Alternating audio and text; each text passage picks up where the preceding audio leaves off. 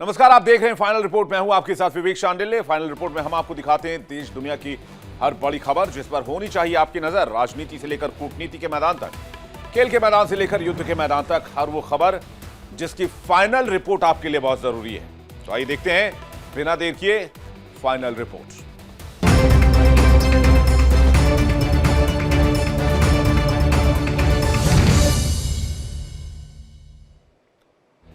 Aravalli range पर supreme court के फैसले के बाद पर्यावरण प्रेमियों में जबरदस्त नाराजगी है। उदयपुर से लेकर गुरुग्राम तक वकीलों और पर्यावरण संरक्षकों की तरफ से विरोध प्रदर्शन किया जा रहा है और अब इसे लेकर सत्ता पक्ष और विपक्ष भी आमने सामने आ गए हैं।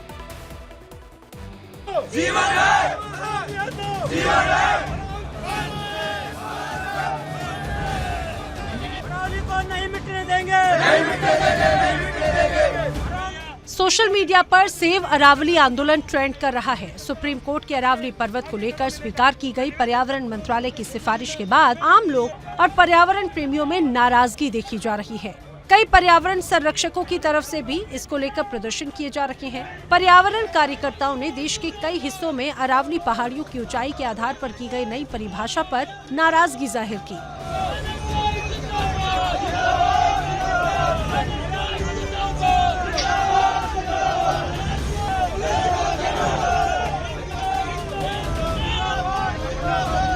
वहीं राजस्थान के अलावा हरियाणा का गुरुग्राम, छत्तीसगढ़ का नारायणपुर, यहाँ भी पर्यावरण कार्यकर्ताओं ने और किसानों ने विरोध जताया और कहा कि अरावली देश की सबसे पुरानी माउंटेन रेंज है। नए बदलाव से रेंज परिस्थिति संतुलन को लेकर बड़ा खतरा हो सकता है। गुरुग्राम में पर्यावरण कार्यकर्ता स्थानीय लोगों सहित मंत्री राव नरबीर सिंह के घर पर इकट्ठा हुए और इस फैसले पर उन्होंने शांतिपूर्वक विरोध किया। वो मुझे ये कहना है कि हमें शुरू से बचपन से पढ़ाया गया है अरावली हमारी लाइफलाइन है, तो आज कहाँ है वो लाइफलाइन? अगर सरकार को यही फैसला लेना था तो ये बिल्कुल भी मंजूर नहीं। और वो बोल रहे कि 100 मीटर तक इसलिए किया है कि खनन को रोकने के लिए ये रिपोर्ट दी गई है। मैं तो कहना चाहती हूँ जेसीबी चलाने वाले उन सबको सोचना चाहिए कि ये जेसीबी नहीं चलाए वो लोग। अरावली ने आधे से ज्यादा राजस्थान की छाया इसी के अंदर पले बड़े हैं और ऐसे अरावली को ये काट नहीं सकते। और अभी मैं ये कहना चाहती हूँ कि जो कंस्ट्रक्शन वर्कर्स आज गले में 2 सोने की चेनें पहनते, कल को 4 सोने की चेनें भी पहन सकते हैं। नुकसान कैसे नहीं होगा सर? अभी जैसे क्षेत्रफल इलाके में यहाँ पे चीते और टाइगर सब दौड़ के आ रहे हैं, अभी उनको रहने के लिए घर नहीं मिल रहा है। ये सब काट देंगे, सब जीव जंतु कहाँ पे जाएंगे? जब तक ये हमारी ये इच्छा पूरी नहीं करते तब तक हम धरने पे ही रहेंगे। सुप्रीम कोर्ट ने खनन को रोकने के मकसद से अरावली पहाड़ियों की परिभाषा पर केंद्रीय पर्यावरण मंत्रालय के एक पैनल की सिफारिशों को मान लिया है। नई परिभाषा में कहा गया है कि कोई भी जमीन का हिस्सा जो स्थानीय ऊंचाई से 100 मीटर या उससे ज्यादा ऊंचाई पर है, उसे उसकी ढलानों और आसपास की जमीन के साथ अरावली पहाड़ियों का हिस्सा माना जाएगा। यानी 100 मीटर से ऊंची जमीन को नहीं माना जाएगा। अरावली पर्वत श्रृंखला को लेकर बने इस बर्निंग इशू को लेकर अब सत्तारूढ़ बीजेपी और विपक्षी पार्टी कांग्रेस आमने सामने है। कांग्रेस का आरोप है कि बीजेपी सरकार की कमजोर पैरवी के कारण ये हालात बने। वहीं बीजेपी का कहना है कि कांग्रेस पार्टी और पूर्व सीएम अशोक गहलोत इस मामले को लेकर भ्रम फैला रहे हैं।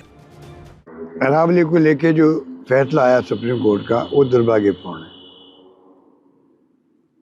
क्योंकि जिस प्रकार से 2010 के अंदर एफिडेविट दिया गया था 16 फरवरी को, 3 दिन में ही 19 तारीख को ही 2010 को सुप्रीम कोर्ट ने उसको खारिज कर दिया, जो 100 मीटर की रेंज में माना गया था अरावली को। उसके बाद में क्या जरूरत पड़ी कि 2024 के अंदर उसी परिभाषा को जो खारिज हो चुकी थी सुप्रीम कोर्ट में, स्टेट गवर्नमेंट की सिफारिश पर, भाजपा की स्टेट गवर्नमेंट की सिफारिश पर केंद्र सरकार ने उसी को पैरवी के लिए सुप्रीम कोर्ट में ले गए। दुर्भाग्य से सुप्रीम कोर्ट ने उसको एक्सेप्ट कर लिया और हाहाकार मचा हुआ सब जगह, क्योंकि अगर अरावली नहीं बचेगी तो आप सोच सकते हो कि उसके परिणाम क्या होंगे वर्तमान पीढ़ी के लिए भी, आने वाली पीढ़ियों के लिए भी। अरावली खाली पहाड़ नहीं है, ये जीवन रेखा है राजस्थान के लिए भी और जो अन्य प्रदेश से, चाहे गुजरात हो, चाहे वो दिल्ली हो, चाहे हरियाणा हो। इसलिए हमें सोचना पड़ेगा किस प्रकार से इस फैसले पे पुनर्विचार करने के लिए मजबूर करें सुप्रीम कोर्ट को भी। उसके लिए भारत सरकार आगे आना चाहिए। आखिरकार जंगलों के कटान कौन कर रहा है? अवैध रूप से कौन कर रहा है और इस माफिया के खिलाफ क्या कार्रवाई सरकार कर रही है।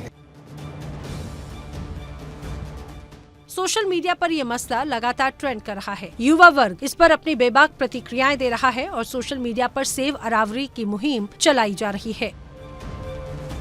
Bureau report, India daily. UP विधानसभा में आज सीएम योगी ने कुछ ऐसा कहा जिससे विपक्ष में हंगामा मच गया। बिना नाम लिए सीएम योगी ने राहुल गांधी और अखिलेश यादव पर भी निशाना साधा, जिससे विपक्ष नाराज हो गया और सदन से वॉकआउट कर गया। देश के अंदर दो नमूने हैं, एक दिल्ली में और एक लखनऊ में बैठते हैं। जब देश में कोई चर्चा होती है तो तुरंत वह देश छोड़ करके भाग जाते हैं। उत्तर प्रदेश विधानसभा में कफ सिरप मामले को लेकर सियासी तापमान उस वक्त और बढ़ गया जब समाजवादी पार्टी के विधायक अतुल प्रधान ने इस मुद्दे को जोर शोर से उठाया। अतुल प्रधान ने सवाल किया कि इस पूरे मामले में सरकार का बहुचर्चित बुलडोजर आखिर कहां चला गया। उन्होंने कहा कि आरोपियों के नाम सामने आने के बाद सत्ता पक्ष से उनकी संलिप्तता के संकेत मिले हैं, फिर भी अब तक कोई ठोस कार्रवाई क्यों नहीं हुई। उन्होंने सरकार पर आरोप लगाया कि सत्ता से जुड़े लोगों को बचाने की कोशिश की जा रही है। ये ऐसे माफियाओं को संरक्षित कर रही है सरकार, और ये अब बुलडोजर इनका कहीं ना कहीं इनका बुलडोजर का ड्राइवर सो गया है और इसके खिलाफ कार्रवाई करनी जरूरी है। ऐसे लोगों पर कार्रवाई होनी चाहिए। ये मुद्दा है कोडीन सिरप का विषय है और इस विषय को लेकर हम लोग लगातार आवाज उठाएंगे और ऐसे विषय पर लड़ाई लड़नी जरूरी है। प्रधान की ओर से सरकार की संलिप्तता का मुद्दा उठाए जाने के बाद मुख्यमंत्री योगी आदित्यनाथ खुद खड़े हुए। उन्होंने तीखे अंदाज में जवाब दिया और कहा कि प्रश्न क्या है, मुद्दे क्या उठाए जा रहे हैं। नेता विरोधी दल ने इस विषय को उठाया और आप भी इसे आगे बढ़ा रहे हैं। ये तो वही बात हो गई कि चोर की दाढ़ी में तिनका। सीएम योगी ने बिना नाम लिए बड़ा हमला बोला। उन्होंने कहा कि दो नमूने हैं देश में, एक दिल्ली में बैठता है, दूसरा लखनऊ में। दोनों गलत तरीके से मुद्दों को उठाते हैं और फिर भाग खड़े होते हैं। इस मामले को लेकर सदन में जोरदार हंगामा हुआ। देश के अंदर दो नमूने हैं, एक दिल्ली में और एक लखनऊ में बैठते हैं। जब देश में कोई चर्चा होती है तो तुरंत वह देश छोड़ करके भाग जाते हैं, और मुझे लगता है कि यही आपके बबुआ के साथ भी हो रहा होगा। मुख्यमंत्री के इस आक्रामक जवाब के बाद सदन में कुछ देर तक शोर शराबा जारी रहा। नेता प्रतिपक्ष माता प्रसाद पांडे ने नमूना बयान पर कहा कि समाजवादी पार्टी को निशाना बनाया जा रहा है। इस पर विधानसभा अध्यक्ष सतीश महाना ने कहा कि मुख्यमंत्री ने किसी का नाम नहीं लिया। आप लोग हर नेगेटिव बात को अपने ऊपर क्यों ले लेते हैं। हालांकि विपक्ष की ओर से हंगामा जारी रहा। विपक्ष के नेताओं ने मामले को लेकर सीएम योगी के बयान पर वॉकआउट कर दिया। Bureau report, India daily. Humayun Kabir ने अपनी नई पार्टी का नाम जनता उन्नयन पार्टी रखा है। उन्होंने कई सीटों पर उम्मीदवार भी उतारे हैं। हुमायूं कबीर नाम के ही दो अन्य लोगों को भी टिकट दिया गया है।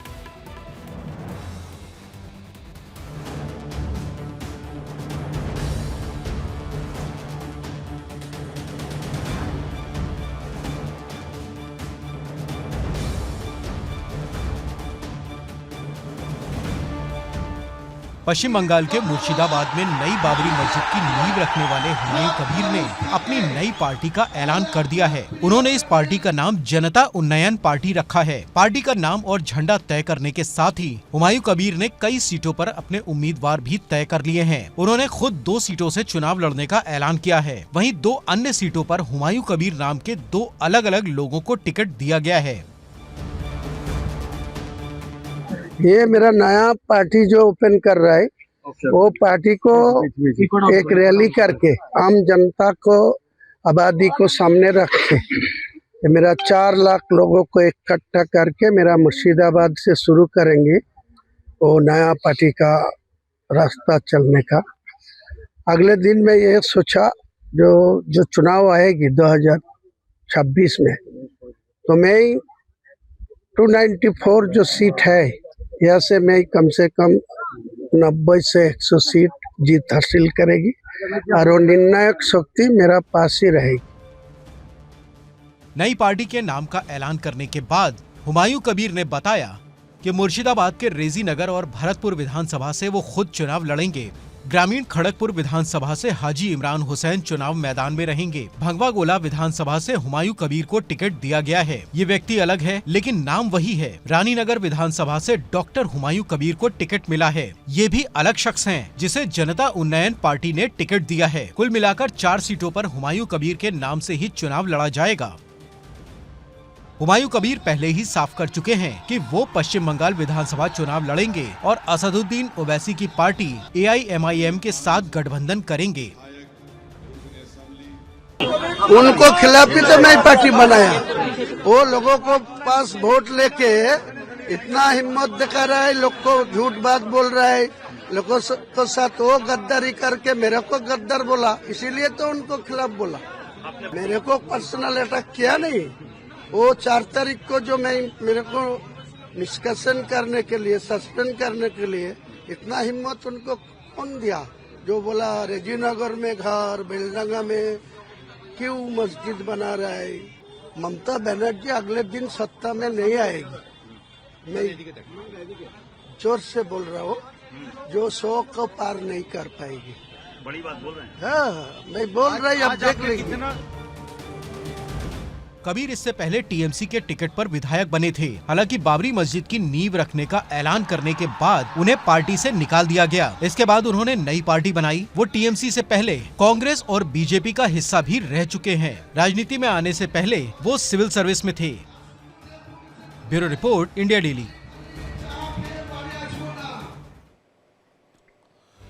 खबर यूपी विधानसभा से शीतकालीन सत्र की शुरुआत हो गई है और सदन का पहला दिन खूब हंगामेदार रहा। 24 दिसंबर तक सदन चलने वाले सत्र के पहले दिन कोडिन कफ सिरप के मामले पर सदन में जमकर हंगामा हुआ।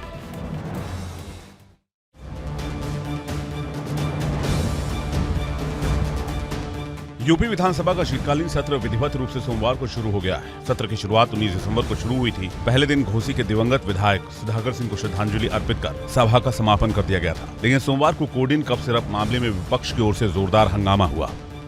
यूपी के सीएम योगी आदित्यनाथ ने सोमवार को विधानसभा में कोडिन कफ सिरप मामले पर सरकार का पक्ष रखते हुए कहा कि कोडिन कफ सिरप से यूपी में एक भी मौत नहीं हुई है। इस मामले में NDPS के अंतर्गत कार्रवाई होगी। यूपी सरकार ने इस मामले को कोर्ट में लड़ा और जीता है। कोडिन युक्त कफ सिरप के मुद्दे पर मौतों का आरोप लगाते हुए विपक्ष ने सदन से वॉकआउट किया। विपक्ष ने आरोप लगाया कि कोडिन युक्त कफ सिरप से प्रदेश में कई मौतें हुई हैं। वहीं सरकार की तरफ से जवाब दिया गया कि प्रदेश में कोडिन युक्त कफ सिरप से मौत का कोई भी मामला सामने नहीं आया है। प्रश्न है नकली दवाओं के सेवन से होने वाली मौतों के बारे में, जिसके बारे में उनको उत्तर दिया गया है कि इस प्रकार के कोई भी प्रकरण अभी तक उत्तर प्रदेश सरकार के संज्ञान में नहीं है। दूसरा, समय समय पर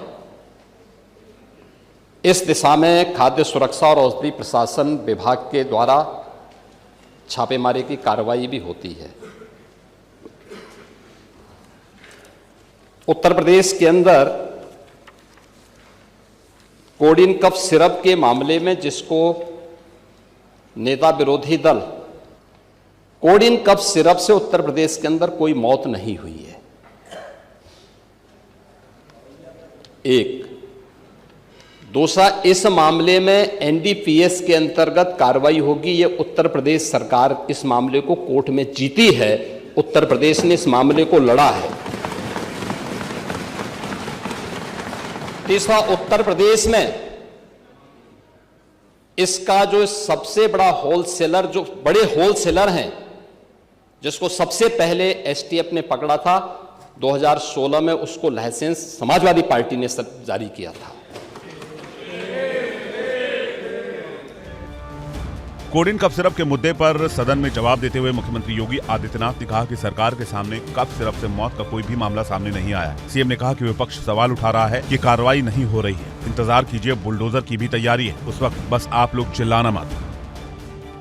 तो कहीं ना कहीं कोई ना कोई समाजवादी पार्टी से जुड़ा हुआ नेता या उनसे जुड़ा हुआ कोई ना कोई व्यक्ति उसकी चपेट में आता है। और इलीगल ट्रांजैक्शन भी जो हुआ है वो अभी आपकी लोहिया बहाने के एक पदाधिकारी के अकाउंट के माध्यम से हुआ है। STF इसकी जांच कर रही है। इस पूरे मामले में हाई कोर्ट से उस पूरे मामले को NDPS के अंतर्गत इस मामले में मुकदमा चलना चाहिए। ये उत्तर प्रदेश सरकार ने इस लड़ाई को लड़ा है और उसको जीता है। और इस मामले में कोई भी अपराधी छूटने नहीं पाएगा और चिंता मत करिए, समय आने पर बुलडोजर एक्शन भी, उसकी तैयारी भी रहेगी। उस समय चिल्लाना मत करिए। आपको बता दें कि सत्र शुरू होने से पहले भी यूपी विधानसभा परिसर में समाजवादी पार्टी विधायकों ने जोरदार प्रदर्शन किया। वो पोस्टर पहनकर और दवा की बोतलें साथ में लेकर विधानसभा पहुंचे थे। कार्यवाही के दौरान उन्होंने जोरदार प्रदर्शन करते हुए कफ सिरप मामले में सरकार से कड़ी कार्रवाई की मांग की। Bureau report, India daily.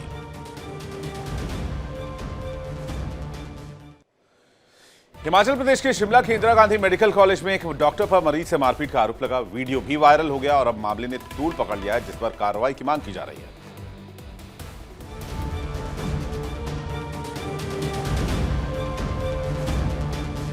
Himachal Pradesh के सबसे बड़े अस्पताल आईजीएमसी में हैरान करने वाला मामला सामने आया है। यहाँ पर एक डॉक्टर पर मरीज से मारपीट के आरोप लगे। घटना का वीडियो भी सामने आया, जिसमें बेड पर लेटे मरीज पर डॉक्टर लात घूंसे बरसा रहा है। हालांकि मरीज की तरफ से डॉक्टर को भी लात मारी गई। इस दौरान कुछ लोग बीच बचाव करते हुए भी नजर आ रहे हैं। उधर मामला स्वास्थ्य मंत्री तक भी पहुंचा है। मामले को लेकर आईजीएमसी में हंगामा बढ़ गया है और भारी पुलिस बल तैनात के अलावा QRT के जवानों को भी बुलाया गया।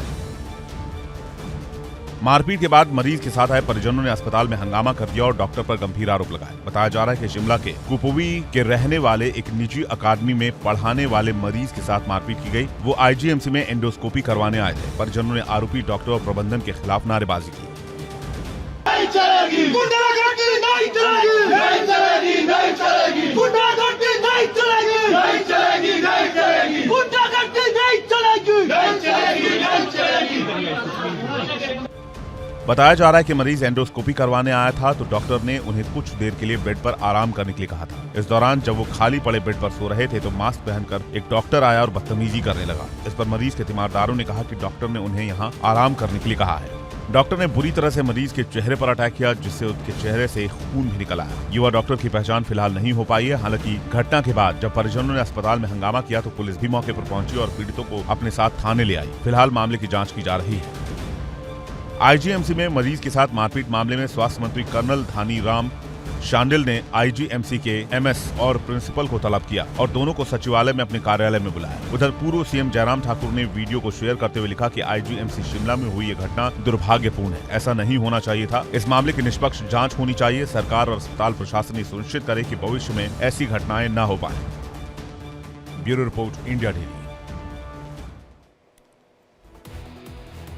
लखनऊ के किंग जॉर्ज मेडिकल यूनिवर्सिटी में धर्मांतरण यानी लव जिहाद का सनसनीखेज मामला सामने आया, जहां एक पहले से शादीशुदा पुरुष रेजिडेंट डॉक्टर ने पहले तो हिंदू महिला रेजिडेंट डॉक्टर को शादी का झांसा देकर शारीरिक संबंध बनाए, फिर धर्म बदलकर शादी करने की शर्त रखी। महिला डॉक्टर इसे डिप्रेशन में चली गई और यहां तक कि उसने आत्महत्या की भी कोशिश की, जिसे अस्पताल में भर्ती कराना पड़ा।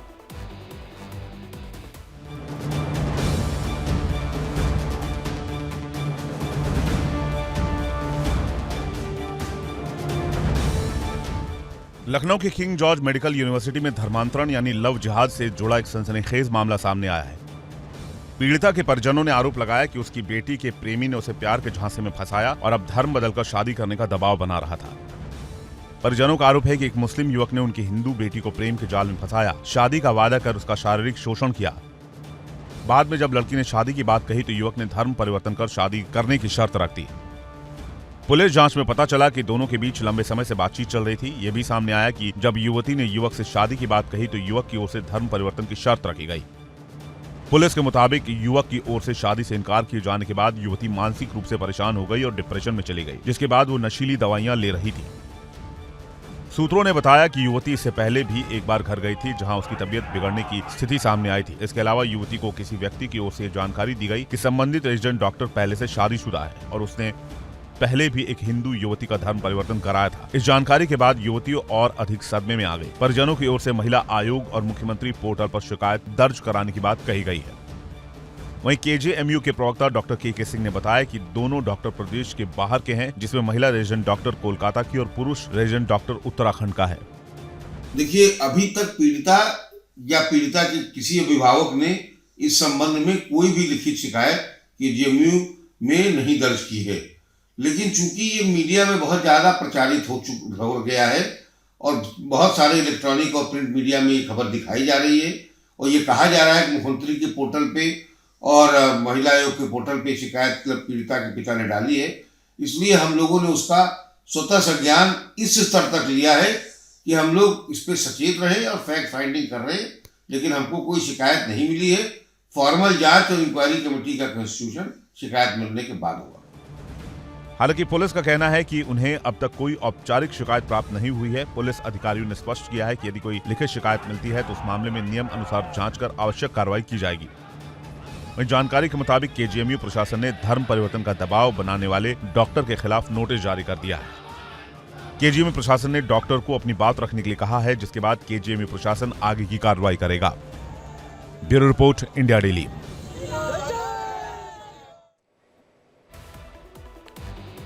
पश्चिम बंगाल की सिंगर लग्नजीता चक्रवर्ती के साथ एक स्कूल इवेंट में परफॉर्म करते समय कथित तौर पर बदसलूकी की गई है। उनकी शिकायत के आधार पर इवेंट ऑर्गेनाइजर और स्कूल के मालिक को महबूब मलिक को गिरफ्तार कर लिया गया है।